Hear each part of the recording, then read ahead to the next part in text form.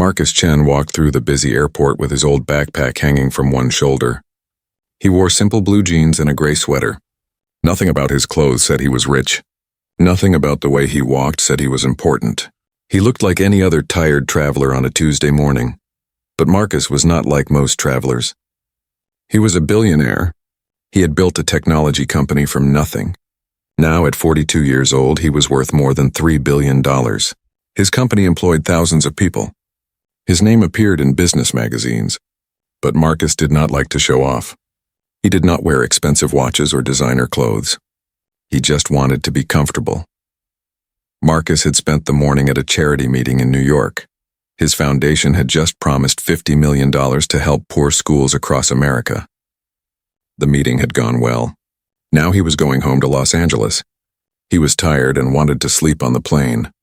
He reached the gate and waited for his boarding group to be called. First-class passengers could board first. Marcus had seat 2A. It was a window seat in the front of the plane. He liked window seats. He could rest his head and sleep. When they called for first class, Marcus picked up his backpack and walked down the jet bridge. The flight attendant stood at the door, smiling and greeting passengers. One of them was a woman named Rebecca Morrison. She was 38 years old and had worked for the airline for 15 years. She had brown hair pulled back in a tight bun. Her smile looked fake, like she was tired of smiling. Rebecca watched Marcus walk onto the plane. Her eyes moved up and down, looking at his clothes. Her smile got smaller. She saw his worn backpack and his casual clothes. She saw his dark skin. In her mind, she made a quick decision. This man did not belong in first class. "Good morning, sir," Rebecca said. Her voice was not warm. "May I see your boarding pass?" Marcus reached into his pocket and pulled out his phone. He showed her his digital boarding pass on the screen. Seat 2A, first class. Rebecca looked at the screen for a long time, much longer than she needed to. She was checking to see if it was real. She was looking for something wrong, but the boarding pass was correct. "Thank you," she finally said, but she did not sound thankful. Marcus walked to his seat and sat down. He put his backpack under the seat in front of him. He pulled out his laptop and a pair of headphones. He had some work emails to read before takeoff. Rebecca walked to the back galley where another flight attendant was preparing drinks. Her name was Jennifer. She was 26 years old and new to the job. She had only been flying for 2 years. "Did you see the guy in 2A? Rebecca whispered to Jennifer. Jennifer looked confused. "What about him?" "He doesn't look like he belongs in first class," Rebecca said quietly. "Probably used points or got upgraded by mistake." Jennifer felt uncomfortable. She did not like the way Rebecca was talking. "His boarding pass said first class," she said softly. Rebecca made a small noise with her mouth like she did not believe it. "We'll see," she said. More passengers boarded the plane. A woman in a business suit sat in seat 3B. Her name was Laura Chen. She was a lawyer but not related to Marcus. A man in an expensive shirt sat across the aisle. His name was David Park. He was a surgeon. Other business people filled the remaining first-class seats. Everyone looked busy and important. Rebecca walked through first class with a tray of champagne glasses. She stopped at each seat and offered a glass with a big smile. "Champagne before takeoff?" she asked each passenger sweetly. She gave a glass to Laura. She gave a glass to David. She gave glasses to all the other passengers.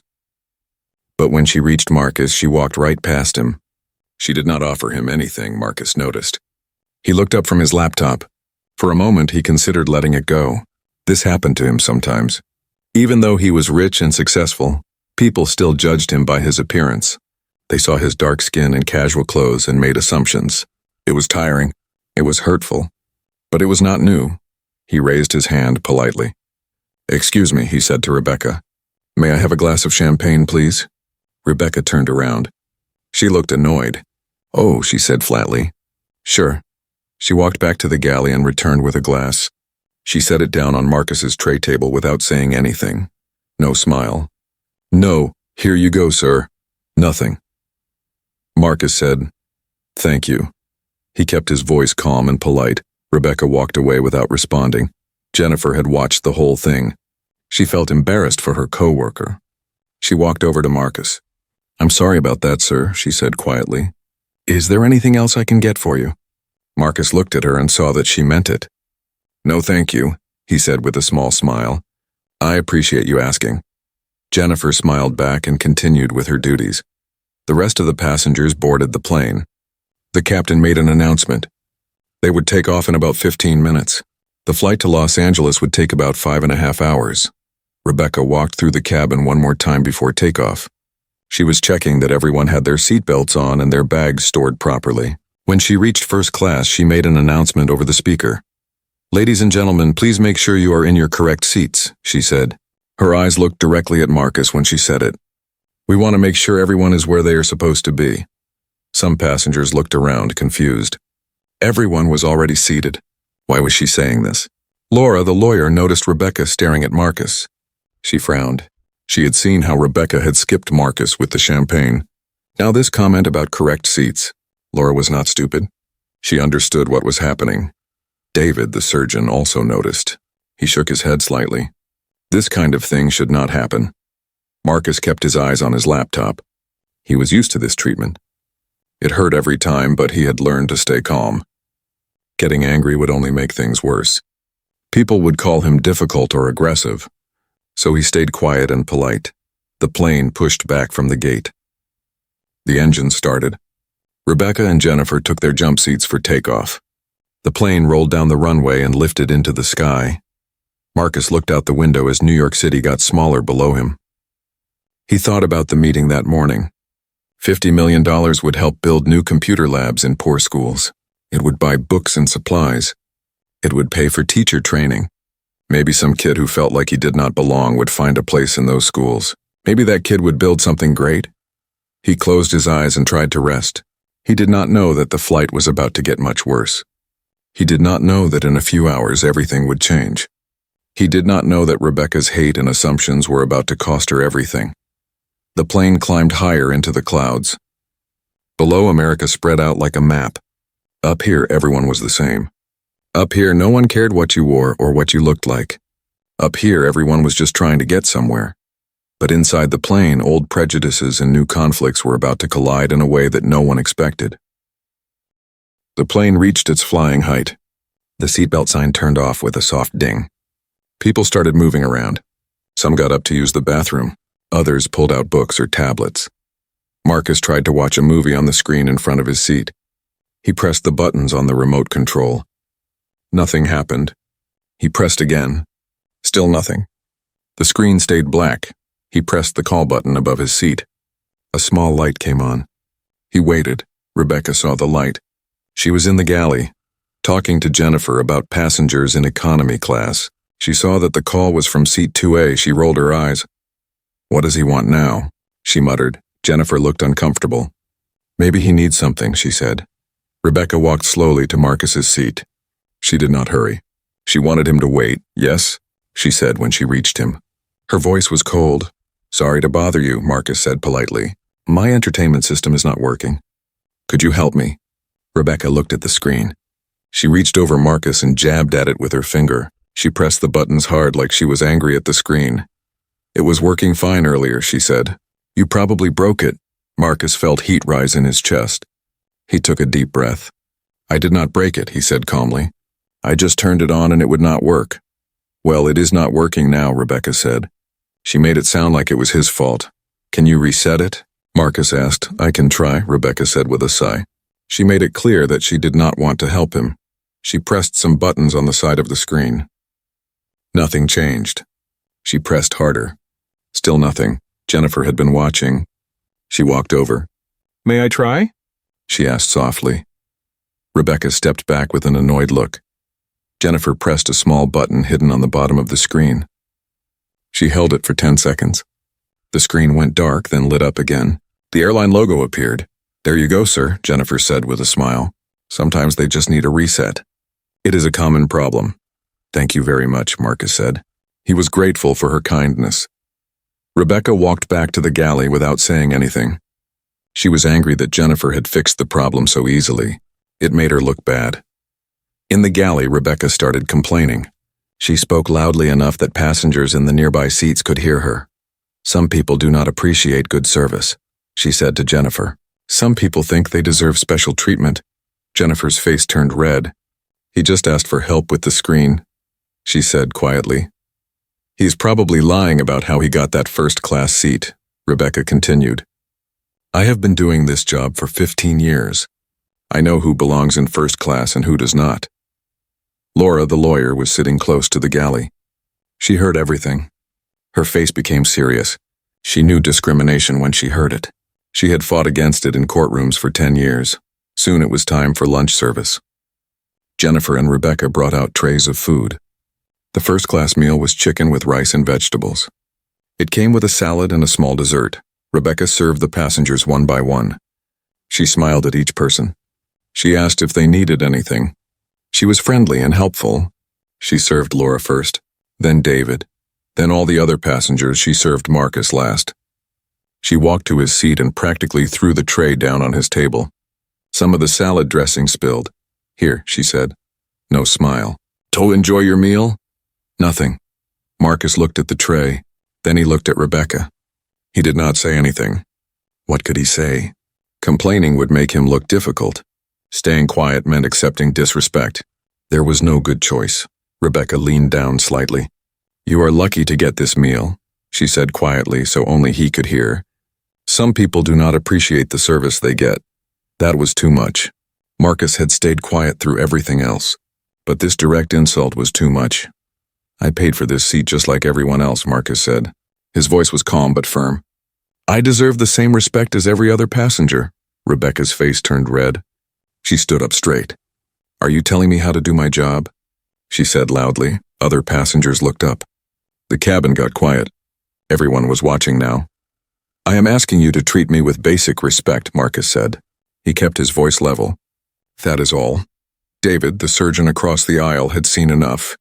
He spoke up. Excuse me, he said to Rebecca. Your behavior toward this passenger has been inappropriate. I have been watching, and you are clearly treating him differently than everyone else. Rebecca's eyes went wide. She was not used to being challenged. I am doing my job, she said defensively. I treat all passengers fairly. No, you do not, David said firmly. You need to treat him with the same courtesy you show everyone else. I have every right to question suspicious passengers, Rebecca said. Her voice was getting louder. Security is important. I need to make sure everyone belongs where they are. The word suspicious hung in the air. Everyone knew what she meant. She thought Marcus was suspicious because of how he looked, because of his skin color, because he did not dress the way she thought a first-class passenger should dress. Laura unbuckled her seatbelt and stood up. I am an attorney, she said clearly. What I just witnessed is discrimination. This airline could face serious legal consequences for this behavior. Rebecca's face went from red to pale. I was not discriminating, she said quickly. I was just doing my job. No, Laura said firmly. You were treating this passenger differently because of his race. Multiple people have witnessed it. I have witnessed it. Jennifer stood frozen in the galley. She did not know what to do. She agreed with Laura and David. Rebecca's behavior was wrong. But Rebecca was her senior co-worker. Jennifer was new and did not want to make trouble. Did you take his champagne order last like everyone else? Laura continued. Did you help him with a simple technical problem? Did you serve him his meal with the same courtesy? No, you did none of those things. Other passengers started nodding. An older man in seat 1A spoke up. I saw it too, he said. The treatment was different. A woman in seat 4B pulled out her phone. I recorded some of it, she said quietly. Rebecca looked around. Suddenly, everyone was against her. Her heart started beating fast. How had this happened? She was just trying to do her job. She was just being careful. He was acting suspicious, Rebecca tried to explain. His clothes, his bag. He did not look like he belonged here. And what does belonging look like? Laura asked. Her voice was sharp. Please tell us. What should a first-class passenger look like? Rebecca opened her mouth, but no words came out. She realized that anything she said would prove their point. There was no good answer. The truth was that she had judged Marcus by his appearance and his race, and everyone had seen it. Marcus sat quietly through all of this. He had not asked anyone to defend him. He had not wanted to make a scene. But other passengers had seen the injustice and spoken up. Part of him felt grateful. Part of him felt exhausted. Why did this keep happening? Why did he always have to prove he belonged? David pressed his call button. When Jennifer came over, he said, I need to speak with the captain. This is a serious situation. Jennifer nodded. She picked up the phone in the galley and called the cockpit. Her hands were shaking as she explained what had happened. In the cockpit, Captain Sarah Mitchell listened carefully. She was 51 years old and had been flying planes for 25 years. She did not tolerate discrimination. Not on her plane. Not anywhere. Tell Rebecca I need to speak with her immediately, Sarah said into the phone. Rebecca's face went white when Jennifer gave her the message. This was bad, very bad. She had never been called to the cockpit during a flight. That only happened when something was seriously wrong. As Rebecca walked toward the front of the plane, passengers stared at her. Some looked angry. Some looked disappointed. No one looked sympathetic. Marcus watched her go. He felt no satisfaction. He just felt tired. Another flight. Another fight to be treated like a human being. When would it end? When would people see him instead of their assumptions about him? He looked out the window at the clouds below. Somewhere down there, children were using computers his foundation had bought. Teachers were attending training his money had paid for. He was changing lives. But up here, he could not even get a meal served with basic courtesy. The plane flew on through the bright blue sky. Inside, the mood was tense. Everyone waited to see what would happen next. Rebecca walked slowly to the front of the plane. Her legs felt weak. Her heart pounded in her chest. She had never been in real trouble before. Yes, passengers had complained about her a few times, but it was never serious. The airline had always taken her side. This felt different. This felt dangerous. She reached the cockpit door and knocked softly. The door opened slightly. Captain Sarah Mitchell stood there. Her face was serious. Not angry, but very serious. Step into the galley area, Sarah said. We need to talk. Rebecca stepped forward. The first officer, James Park, stayed in the cockpit but turned to listen. Sarah closed the cockpit door most of the way but left it slightly open. This was for safety. The door could never be fully closed during a conversation. I have received multiple reports about your behavior toward a passenger, Sarah said. Her voice was calm but firm. Can you explain what happened? Rebecca's mouth felt dry. I was just being cautious, she said. The passenger in 2A seemed out of place. His clothes, his appearance. I thought maybe there was a mistake with his ticket. Did you check his boarding pass? Sarah asked. Yes. Was it valid? Yes, Rebecca admitted. Then why did you continue to treat him differently? Sarah asked. I just had a feeling, Rebecca said weakly. Something did not seem right. Sarah crossed her arms. Let me be very clear. Did you treat this passenger differently because of his race? No, Rebecca said quickly. It was not about that. It was about security. I was trying to protect the airline. Protect the airline from what? Sarah asked. A paying customer sitting in his assigned seat? Rebecca had no answer. She looked down at her feet. Sarah continued. I have been told that you skipped this passenger during drink service. Is that true? I forgot, Rebecca said. It was an accident. Multiple passengers say you made comments about him not belonging in first class. Is that true? Rebecca's face turned red. I might have said something to Jennifer, but it was private. It was not private if other passengers heard you, Sarah said, and it is never acceptable, private or public. I have worked for this airline for 15 years, Rebecca said.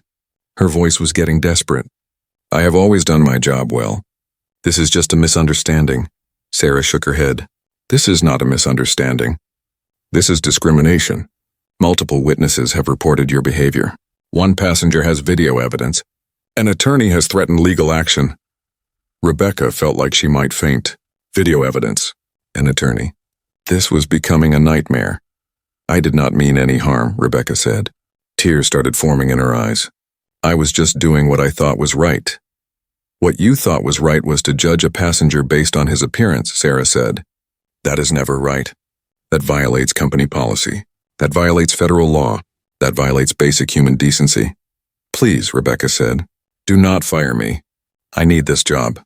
I have bills to pay. I have been loyal to this airline. Sarah's expression softened slightly, but her voice stayed firm. I am not making any final decisions right now, but I am removing you from duty for the rest of this flight. When we land in Los Angeles, you will be escorted off the plane. Human Resources will contact you about an investigation. An investigation? Rebecca's voice cracked. Yes, a formal investigation. Multiple employees will be interviewed. Passengers will be interviewed. All evidence will be reviewed. Then a decision will be made about your employment.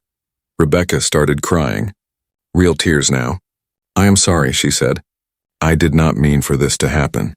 You need to understand something, Sarah said. Her voice was gentler now, but still serious. Intent does not erase impact. You may not have meant to be cruel, but you were.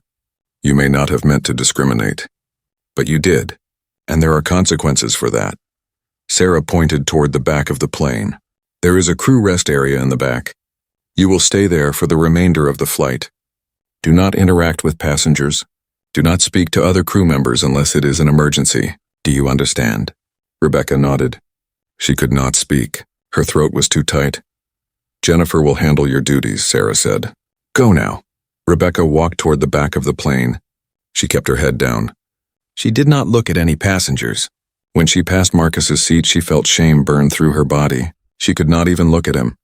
She reached the crew rest area and went inside. It was a small room with a few seats and a bed for crew members to rest on long flights. She sat down and put her face in her hands. Her whole life was falling apart. 15 years of work. Gone. Her reputation. Gone. Her income. Gone. All because she let her prejudices control her actions. All because she judged someone without knowing anything about him. Up in the cabin, Jennifer took over all of Rebecca's duties. Her hands were still shaking. She had never been in a situation like this. She walked to Marcus's seat. Sir, I want to apologize on behalf of the entire crew, Jennifer said. Her voice was sincere. What happened to you was completely unacceptable.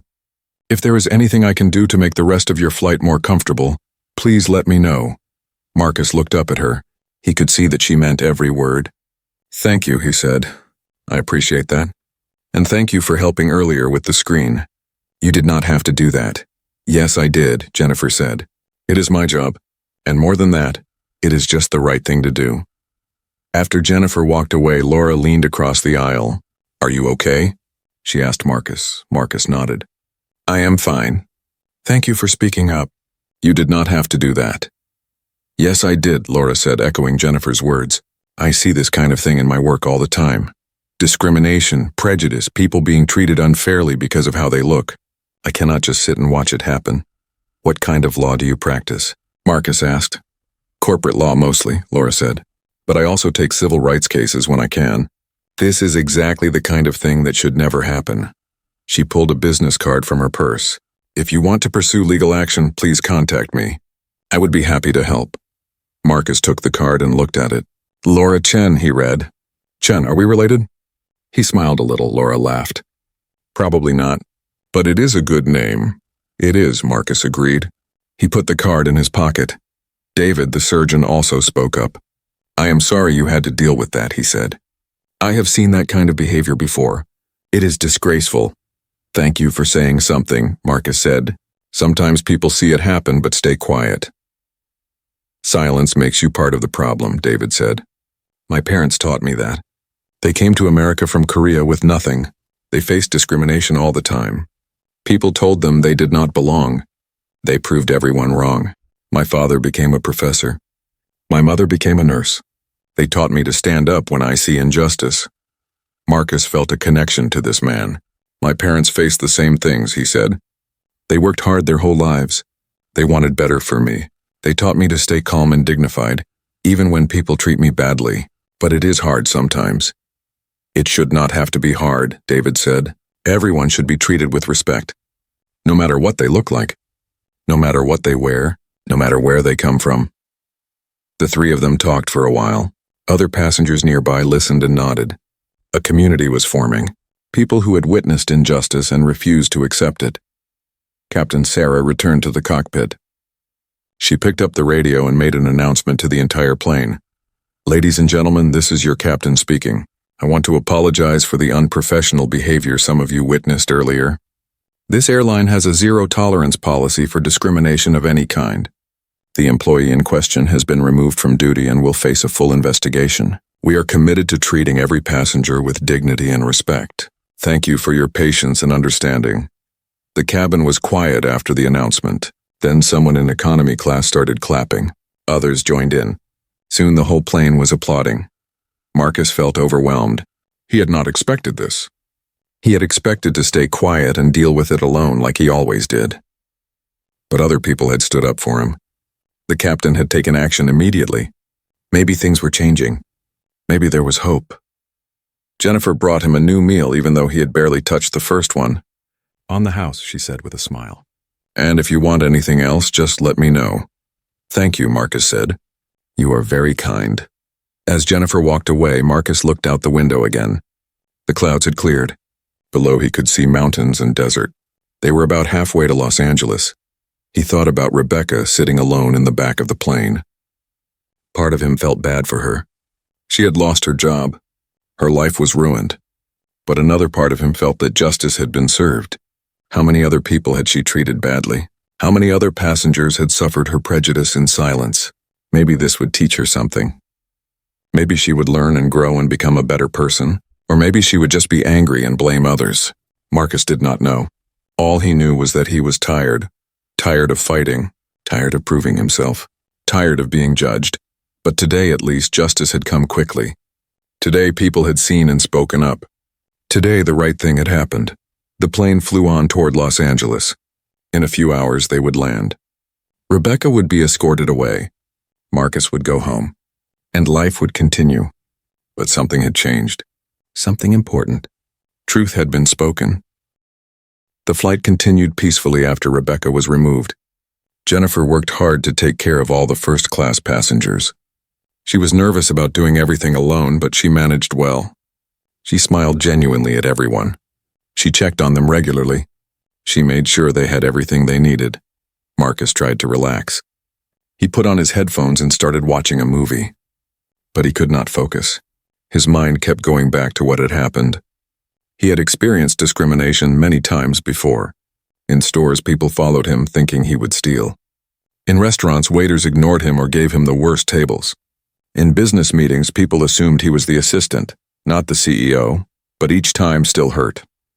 Each time still made him feel small and unwanted. Each time reminded him that no matter how successful he became, some people would always judge him by his appearance first. He thought about his parents. His father had worked in a factory. His mother had cleaned houses. They came to America with dreams of a better life. They faced discrimination every single day. People called them names. People treated them as if they were not human, but they never gave up. They worked hard. They saved money. They made sure Marcus got a good education. His father always told him, "Work twice as hard. Be twice as good. Prove them wrong with your success." Marcus had done that. He had studied hard in school. He had gotten into a good university. He had built his company from nothing. He had become successful beyond anything his parents had dreamed. But success did not protect him from prejudice. Money did not make people see him differently. He was still a black man in spaces where some people thought he did not belong. A soft voice interrupted his thoughts. "Excuse me, sir?" Marcus looked up. A young black teenager stood in the aisle.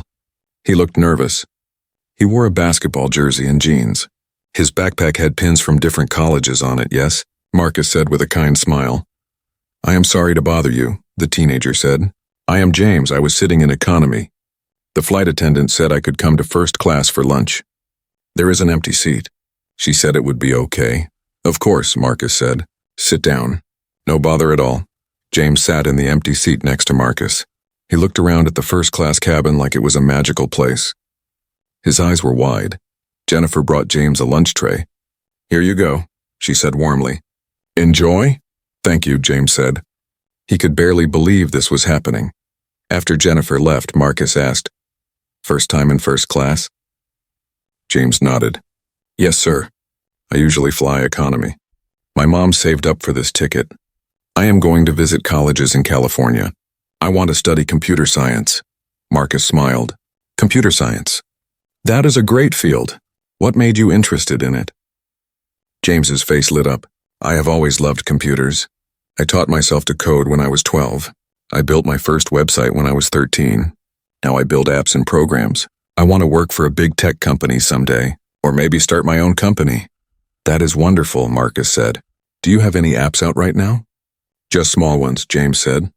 "Nothing big. I made a study app for my school. I made a budget app to help my mom track money. Things like that.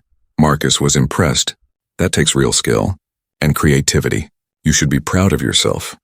James looked down at his hands. Thank you, sir. But sometimes I wonder if I can really make it. My school does not have great computer resources. We only have a few old computers. I do most of my learning online. And sometimes people tell me that tech is not for people like me. Marcus felt a pain in his chest. He knew exactly what James meant. People like us, black people, poor people, people from neighborhoods that rich people ignore. Let me tell you something, Marcus said. Those people are wrong. Tech is for everyone. Success is for everyone. Do not ever let anyone tell you that you do not belong somewhere. If you work hard and believe in yourself, you can do anything. Did you work in tech? James asked. Marcus paused. He usually did not talk about his work with strangers. He liked his privacy. But something about this young man reminded him of himself at that age. Full of dreams, full of doubt, needing encouragement. I do work in tech, Marcus said carefully. I have been in the industry for about 20 years. That is so cool, James said. What do you do? I run a company, Marcus said. We make software. We also do some artificial intelligence work. Machine learning. Things like that. James's eyes got even wider. That is amazing. I want to learn about AI. I have been teaching myself Python, and I have been watching tutorials about machine learning. It is so interesting. They talked for a long time. Marcus gave James advice about college. He told him about scholarships to look for. He told him about coding boot camps. He told him to never give up even when things got hard. Can I ask you something? James said quietly. Of course. That thing that happened earlier, with the flight attendant. Did she treat you badly because you are black? Marcus was quiet for a moment. He could lie. He could protect James from the ugly truth. But James already knew the truth. He had probably experienced it himself. Yes, Marcus said simply. She did. James nodded slowly. That happens to me sometimes too. People see me and make assumptions. They think I am going to cause trouble. They think I do not belong places. Teachers, store workers, even police sometimes. I know, Marcus said. I have been dealing with it my whole life. Even now, even with everything I have achieved, some people still only see my skin color. Does it ever get easier? James asked. Marcus thought about this. In some ways, yes. You learn how to handle it. You build a thick skin. You surround yourself with good people who see you for who you really are. But in other ways, no. It still hurts. It is still exhausting. It still makes you angry. What do you do when you get angry? James asked. I try to channel it into something positive, Marcus said. I work harder. I help others. I try to make changes so the next generation has it a little easier. James was quiet, thinking. Then he said, Thank you for being honest with me. A lot of adults try to pretend everything is fine, but it is not fine. It helps to hear someone successful admit that they still face problems too. Marcus smiled. You are wise for your age. They talked until James had to go back to his seat in economy. Before he left, Marcus pulled out one of his business cards. It was a simple card with just his name and email. No title, no company name. Take this, Marcus said. Email me when you get to college. Let me know how things are going. If you ever need advice or help, reach out, okay? James took the card carefully like it was made of gold. Thank you so much, sir. This means everything to me. After James left, Laura leaned over. That was kind of you, she said. He reminds me of myself at that age, Marcus said. Lost, ambitious, not sure if I could make it. I had people who helped me. I want to do the same. The world needs more people like you, Laura said. Marcus shook his head. The world needs fewer people like Rebecca. Laura laughed, but it was a sad laugh. True, very true. David joined the conversation. That young man is lucky he met you. Good mentors can change lives. I hope so, Marcus said. The captain made an announcement. They would be landing in Los Angeles in about 90 minutes. Everyone should start preparing. Marcus looked out the window. He could see the California coast now. The ocean sparkled in the afternoon sun. Almost home. He thought about what awaited him. Work, emails, meetings, more decisions to make. More money to manage. More problems to solve. Being a CEO was hard. Being a black CEO was harder. He always had to work twice as hard. Always had to be twice as good. Always had to prove himself. But he also thought about the good things. The schools his foundation helped. The students who got scholarships. The communities that received computers and internet access. The lives that changed because of his success. Maybe that was the point of all of this. Not just to be successful for himself, but to use that success to help others, to open doors that had been closed, to show kids like James that they could make it too. Jennifer came by one more time. "Can I get you anything before we land?" she asked. "No, thank you," Marcus said. "You have been wonderful. Thank you for your kindness." "I am sorry about earlier," Jennifer said again. "You should never have been treated that way." "It is not your fault," Marcus said. "You stood up for what was right. That takes courage. The airline is lucky to have you." Jennifer smiled. "Thank you, sir. That means a lot." As she walked away, Marcus felt a little lighter. Today had been hard. Today had been hurtful. But today had also shown him something important. Not everyone was like Rebecca. There were good people. People who saw injustice and spoke up. People who treated others with kindness. The plane began its descent. Los Angeles got closer. Marcus could see the city spreading out below, huge and endless.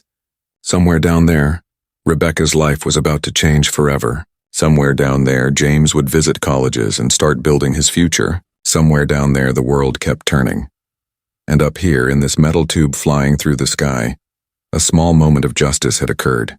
It was not enough to fix everything, but it was something, and sometimes something was all you could hope for. The plane touched down on the runway at Los Angeles International Airport. The wheels hit the ground with a small bump. The engines roared as they slowed the plane down. Inside the cabin, passengers clapped. Some always clapped when the plane landed safely. Marcus gathered his things. He put his laptop in his backpack. He put on his headphones. He was ready to leave this flight behind him, but he knew the story was not over yet. Rebecca was still in the back of the plane. She would be escorted off. There would be an investigation. There would be consequences. The plane rolled to the gate. The seatbelt sign turned off. Passengers stood up and reached for their bags in the overhead bins. Everyone was ready to get off and continue with their lives. But before anyone could leave, Captain Sarah made one more announcement. "Ladies and gentlemen, please remain seated for just a few more minutes. We have some airline staff who need to board the plane first. Thank you for your patience." People sat back down, confused but obedient. A few minutes later, 3 people boarded the plane. 2 were airline security officers in dark blue uniforms. The third was a man in a business suit. He looked serious and important. The man in the suit walked directly to first class. He stopped at Marcus's seat. "Mr. Chen?" he said. Marcus looked up, surprised. "Yes? My name is Thomas Hayes. I am the Executive Vice President of Customer Relations for this airline. May I speak with you for a moment?" Marcus stood up. "Of course." They stepped into the galley area where they could talk more privately. Laura and David watched, curious. "Mr. Chen, I want to personally apologize for what happened to you on this flight," Thomas said. His voice was sincere. "What you experienced is completely unacceptable. It violates every value our company stands for."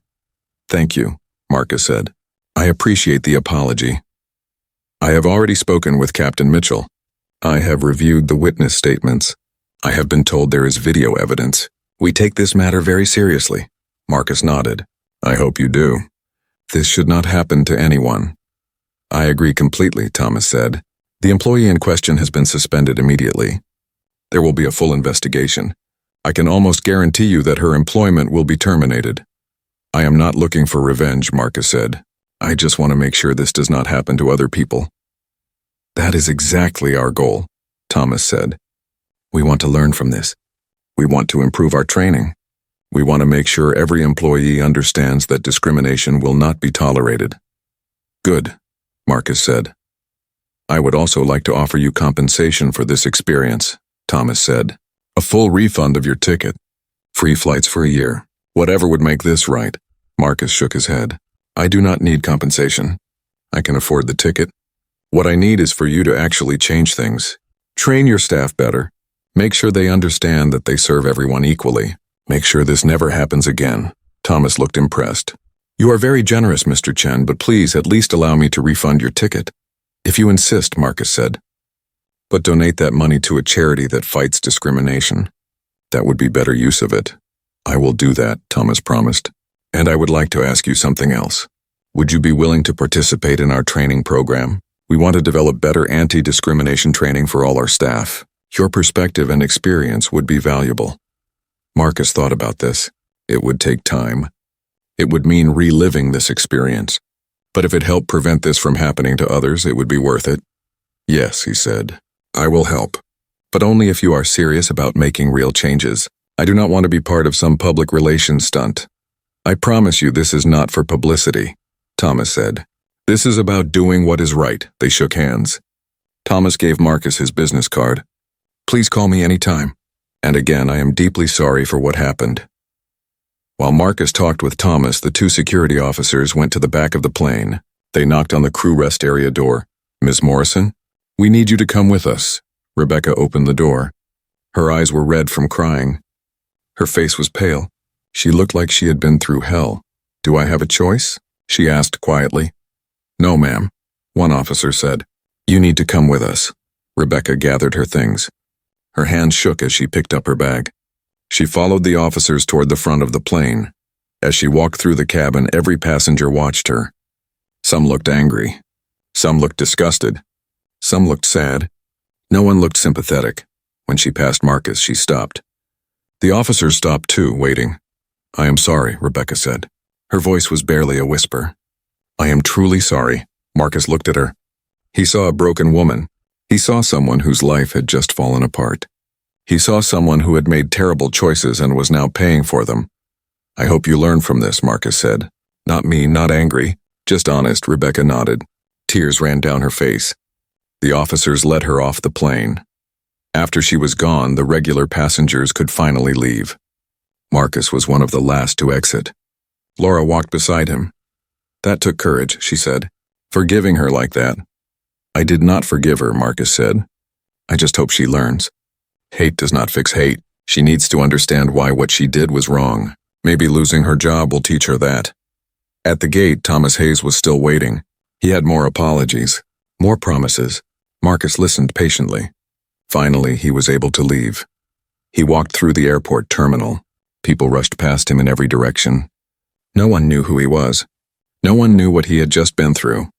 He was just another traveler in a busy airport. His phone buzzed. His assistant, Michelle, had texted him, I am waiting at arrivals. See you soon. Marcus smiled. Michelle had worked for him for 5 years. She was efficient, kind, and loyal. She knew about the incident on the plane. Marcus had texted her during the flight. He took the escalator down to baggage claim. His suitcase was already going around the carousel. He grabbed it and headed outside. Michelle was waiting in her car at the curb. She jumped out when she saw him. Are you okay? She asked. She looked worried. I am fine, Marcus said. Tired, but fine. I cannot believe that happened, Michelle said as they got in the car. I am so angry for you. It is over now, Marcus said. The airline is handling it.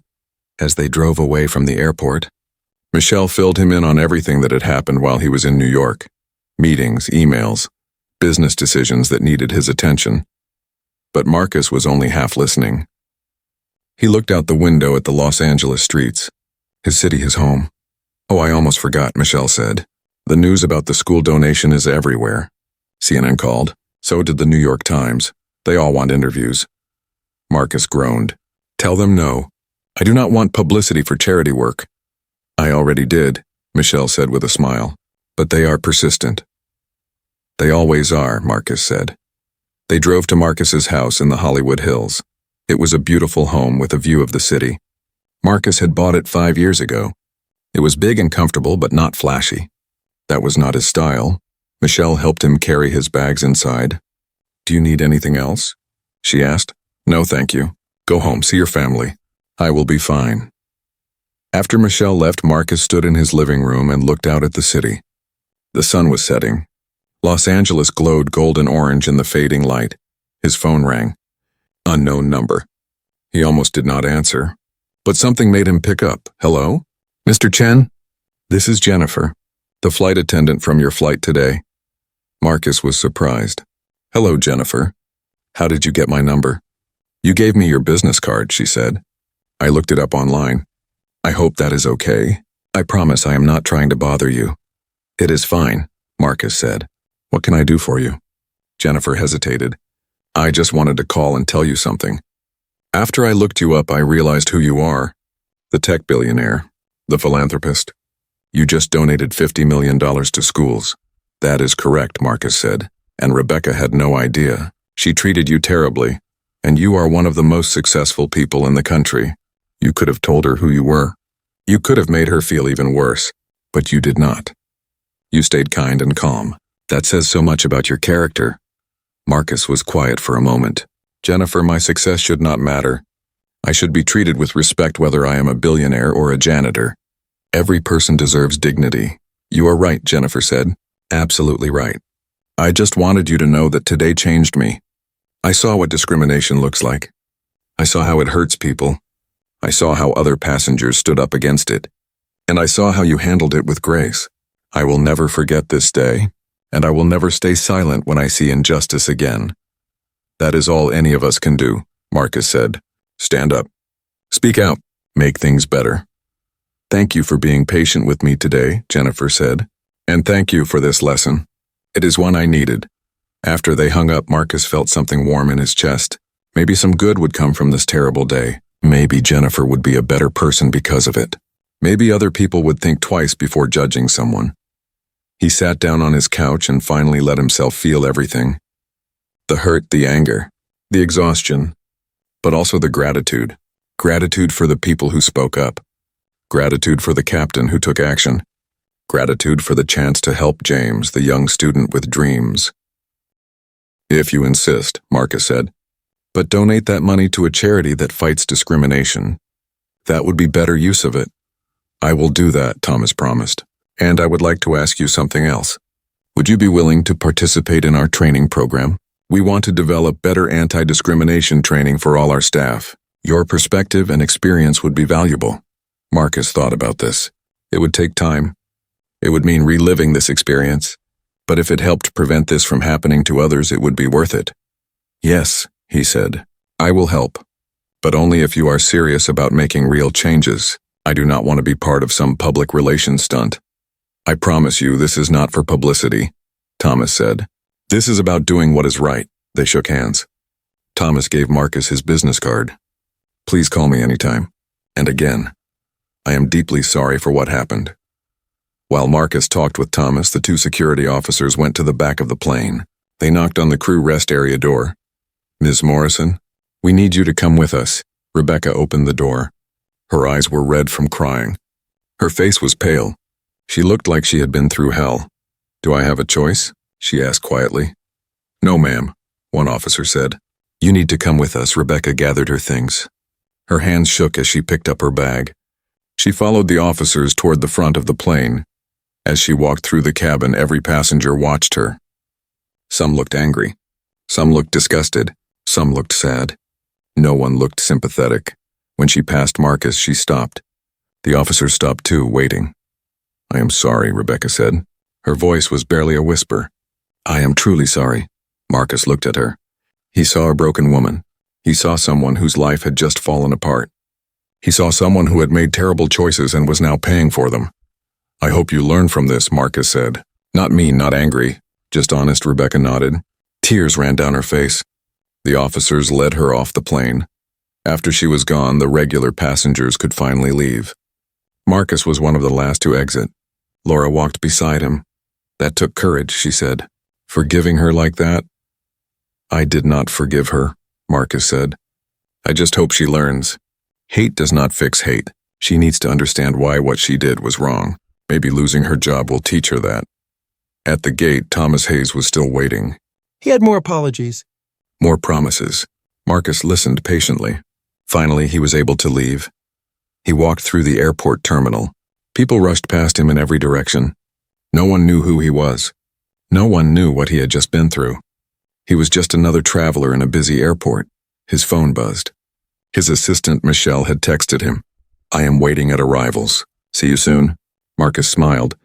Michelle had worked for him for 5 years. She was efficient, kind, and loyal. She knew about the incident on the plane. Marcus had texted her during the flight. He took the escalator down to baggage claim. His suitcase was already going around the carousel. He grabbed it and headed outside. Michelle was waiting in her car at the curb. She jumped out when she saw him. "Are you okay?" she asked.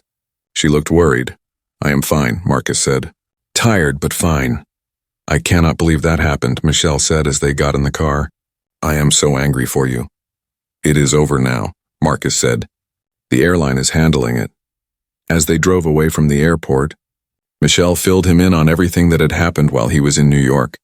Meetings, emails, business decisions that needed his attention. But Marcus was only half listening. He looked out the window at the Los Angeles streets. His city, his home. "Oh, I almost forgot," Michelle said. "The news about the school donation is everywhere." CNN called. "So did the New York Times. They all want interviews." Marcus groaned. "Tell them no. I do not want publicity for charity work." "I already did," Michelle said with a smile. "But they are persistent." "They always are," Marcus said. They drove to Marcus's house in the Hollywood Hills. It was a beautiful home with a view of the city. Marcus had bought it 5 years ago. It was big and comfortable, but not flashy. That was not his style. Michelle helped him carry his bags inside. "Do you need anything else?" she asked. "No, thank you. Go home, see your family. I will be fine." After Michelle left, Marcus stood in his living room and looked out at the city. The sun was setting. Los Angeles glowed gold and orange in the fading light. His phone rang. Unknown number. He almost did not answer, but something made him pick up. "Hello? Mr. Chen? This is Jennifer, the flight attendant from your flight today." Marcus was surprised. "Hello, Jennifer. How did you get my number?" "You gave me your business card," she said. "I looked it up online. I hope that is okay. I promise I am not trying to bother you." "It is fine," Marcus said. "What can I do for you?" Jennifer hesitated. "I just wanted to call and tell you something. After I looked you up, I realized who you are. The tech billionaire. The philanthropist. You just donated $50 million to schools."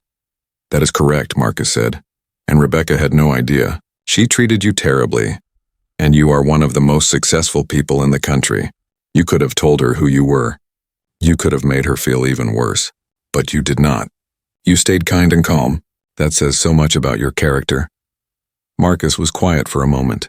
"Jennifer, my success should not matter. I should be treated with respect whether I am a billionaire or a janitor. Every person deserves dignity." "You are right," Jennifer said. "Absolutely right. I just wanted you to know that today changed me. I saw what discrimination looks like. I saw how it hurts people. I saw how other passengers stood up against it. And I saw how you handled it with grace. I will never forget this day, and I will never stay silent when I see injustice again." "That is all any of us can do," Marcus said.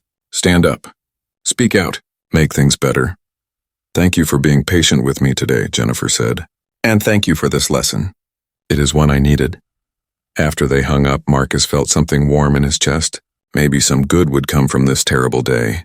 Maybe Jennifer would be a better person because of it. Maybe other people would think twice before judging someone. He sat down on his couch and finally let himself feel everything. The hurt, the anger, the exhaustion, but also the gratitude. Gratitude for the people who spoke up. Gratitude for the captain who took action. Gratitude for the chance to help James, the young student with dreams. Outside, the sun finished setting. The city lights came on, twinkling like stars. Los Angeles never slept. People never stopped moving. Life never stopped happening. And tomorrow Marcus would wake up and continue his work. He would build his company.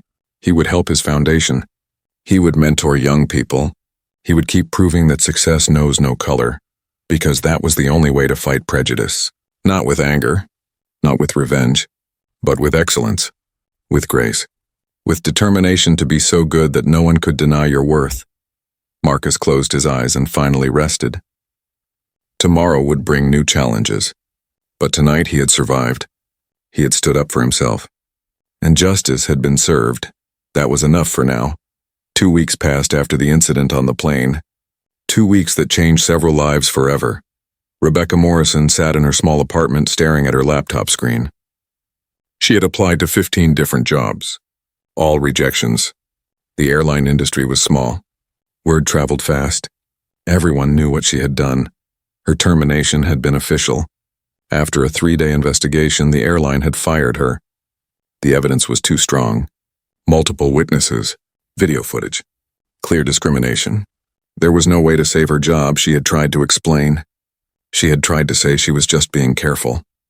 But the investigators had found something else. They had interviewed other flight attendants. They had reviewed past complaints. This was not the first time Rebecca had treated passengers differently based on race. It was just the first time she had been caught so publicly. Now she was alone. Her 15-year career was over. Her friends from work did not call anymore. Her reputation was destroyed. She had become an example.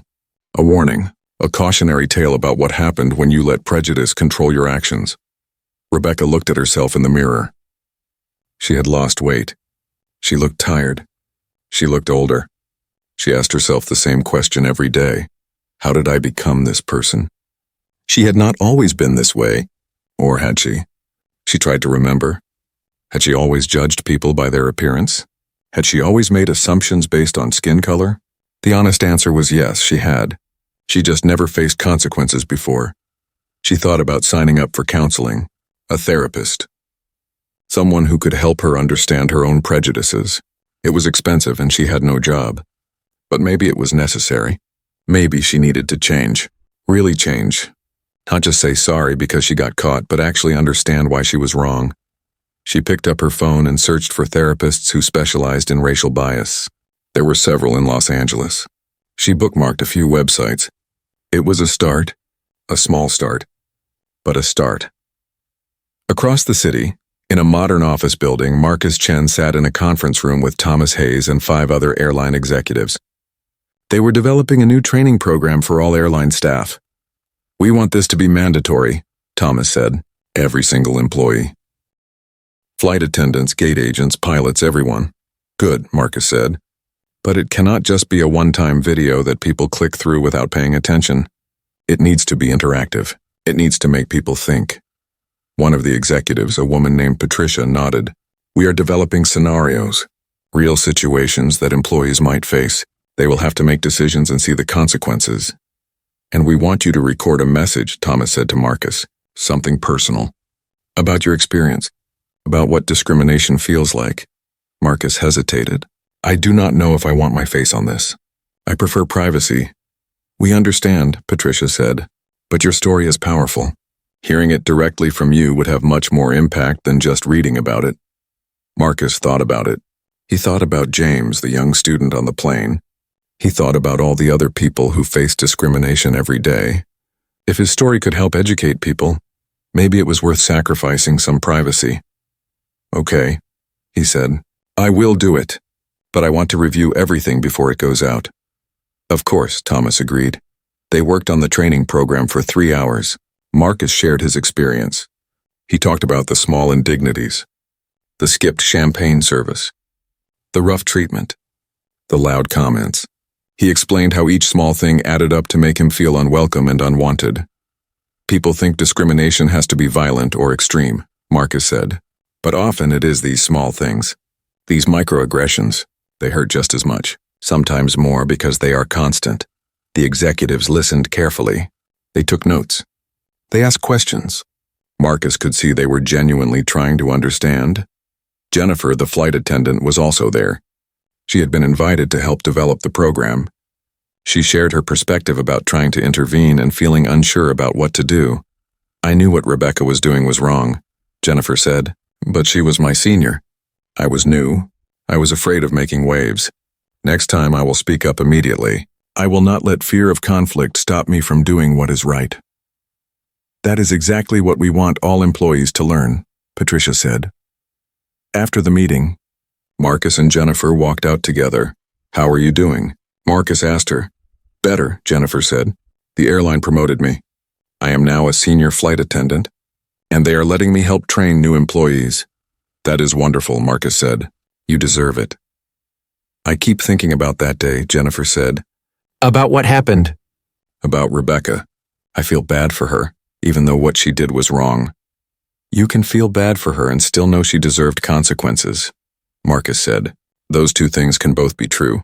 Jennifer nodded. You are right. I hope she learns from this. I hope she becomes a better person. Me too, Marcus said. Later that day, Marcus received an email. It was from James Blake, the young student he had met on the plane. The email was excited and grateful. "Mr. Chen, thank you so much for talking to me on the plane.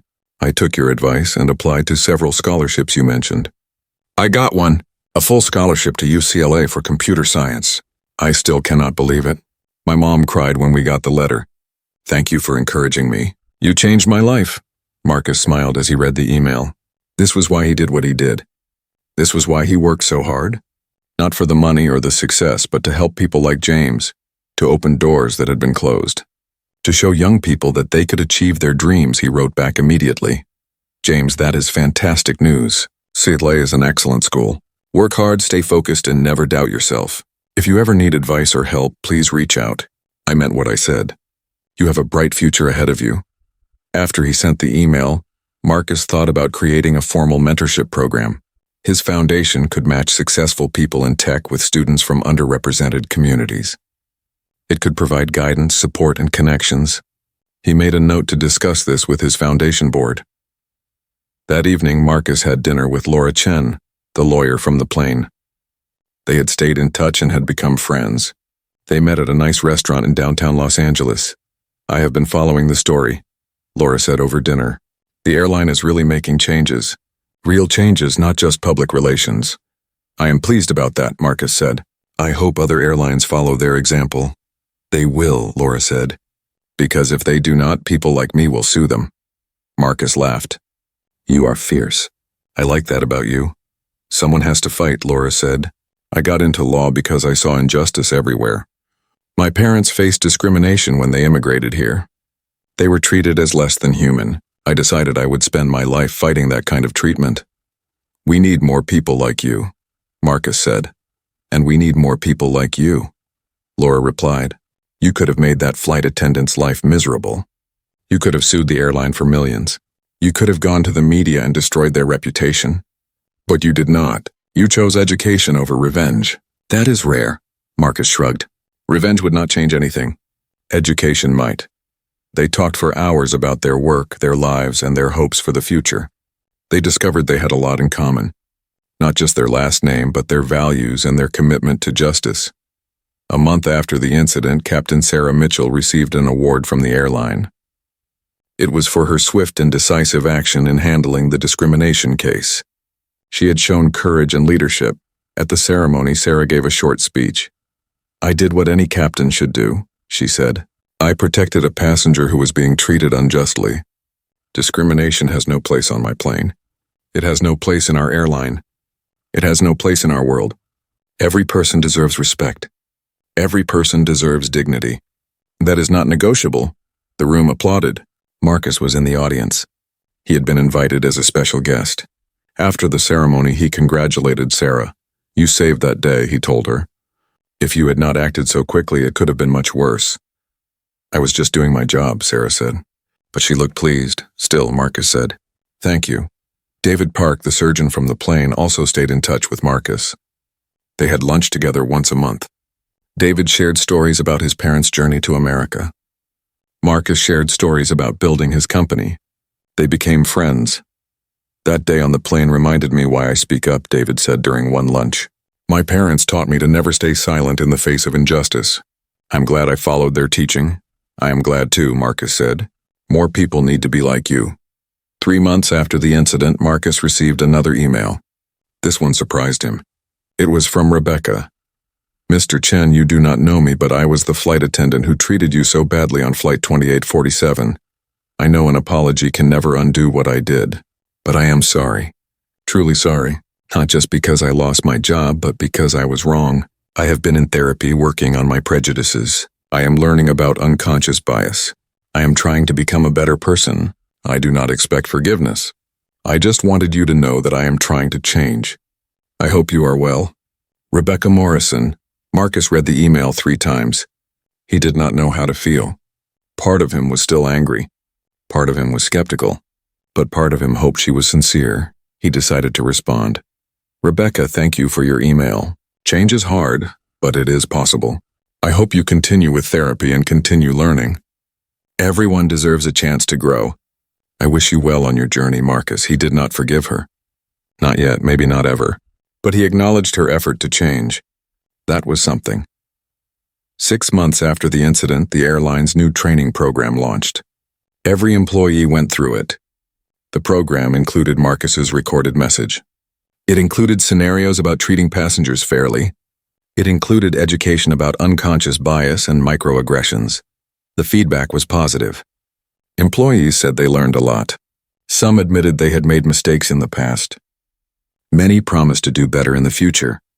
Marcus heard that other airlines were developing similar programs. His story, which he had tried to keep private, had become public. A passenger had posted the video online. It had gone viral. Millions of people had watched it. At first, Marcus was upset about the loss of privacy. But then he saw the comments. Thousands of people shared their own stories of discrimination. They thanked Marcus for speaking up. They said his grace and dignity inspired them. Maybe going public was a good thing after all. Maybe his story would help more people than just airline employees. 1 year after the incident, Marcus attended James Blake's first day at UCLA. James had invited him to visit the campus together. They walked around the beautiful university looking at the buildings and the students. "I still cannot believe I am here," James said. "A year ago, I was not sure I could even afford college. Now I'm at UCLA studying computer science at one of the best schools in the country." "You earned this," Marcus said. "Your talent, your hard work. This is all you." "But you helped," James said. "You encouraged me. You believed in me. That meant everything."